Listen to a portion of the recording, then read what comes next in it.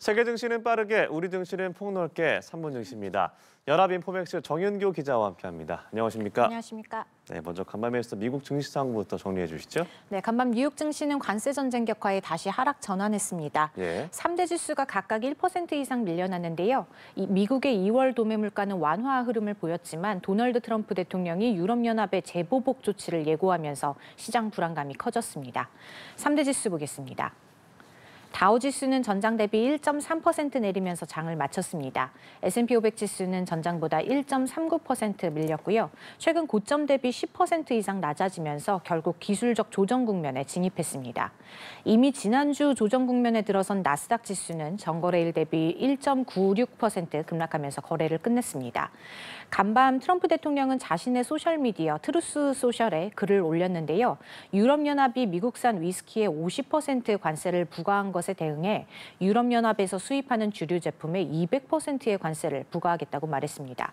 또 관세 정책으로 인한 약간의 혼란이 그리 길지는 않을 것이라면서 뜻을 굽히지 않겠다고 강조했습니다. 트럼프 대통령의 관세 위협에 유럽이 보복 관세로 맞서고 여기에 다시 트럼프 대통령이 재보복 조치를 예고하며 엄포를 놓는 모습인데요. 관세 전쟁이 격화 양상을 보이면서 지수는 장중 꾸준히 계단식 하락세를 이어나갔습니다. 네, 트럼프가 한치도 물러설 기미를 보이지 않고 있군요. 간밤에 미국의 새로운 물가 지표도 나왔는데 어떻게 나왔습니까? 네, 미국 노동부가 발표한 2월 생산자 물가 지수는 시장 예상치를 밑돌았습니다. 2월 생산자 물가 지수는 계절 조정 기준 전월 대비 보합이었는데요. 지난 1월 0.6% 오른 데 이어 2월에는 상승 흐름이 크게 꺾였습니다. 지수는 전년 동월 대비로는 3.2% 오르면서 1월 상승률 3.7%에 이어 오름세가 완만해졌고요. 디스인플레이션 과정이 계속 진행 중인 것으로 분석됐습니다. 다만 어제 말씀드렸듯이 아직 관세에 따른 영향이 본격적으로 드러나지 않았다는 반응도 나오고 있고요. 시장의 반응도 반등세를 나타낸 어제같지는 못했습니다. 한편 물가 둔화로 기준금리가 인하될 확률은 올라갔는데요. 연방기금금리 선물시장에서 6월 말까지 기준금리가 50bp 내려갈 확률은 25%로 집계됐고요. 전날 19%에 비해서 크게 올랐습니다.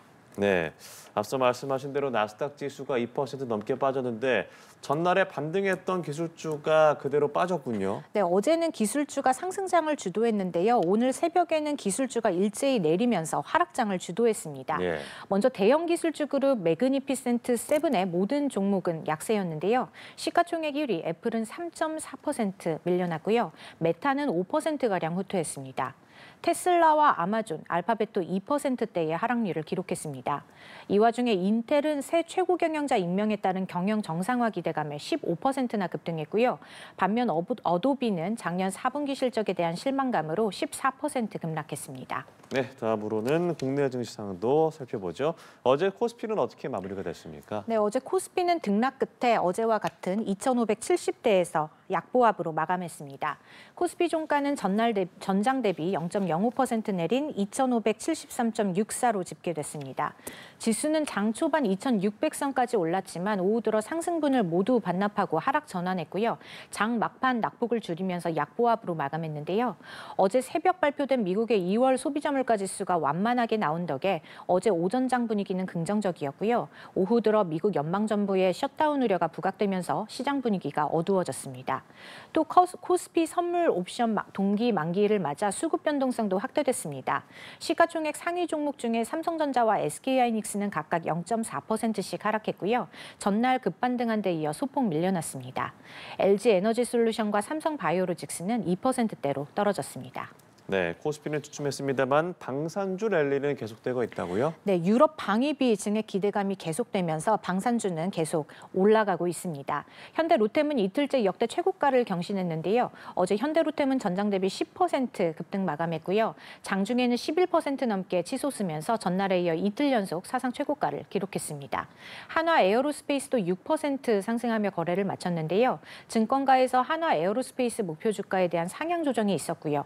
한화 에어로스페이스는 이미 올해 들어 주가가 2배 정도 올랐는데 증권가에선 주가의 추가 상승 여력이 있다고 보고 있습니다. 네, 알겠습니다. 오늘 말씀 여기까지 들어보죠. 지금까지 3분 증시 연합인포맥스 정윤교 기자와 함께했습니다. 고맙습니다. 고맙습니다.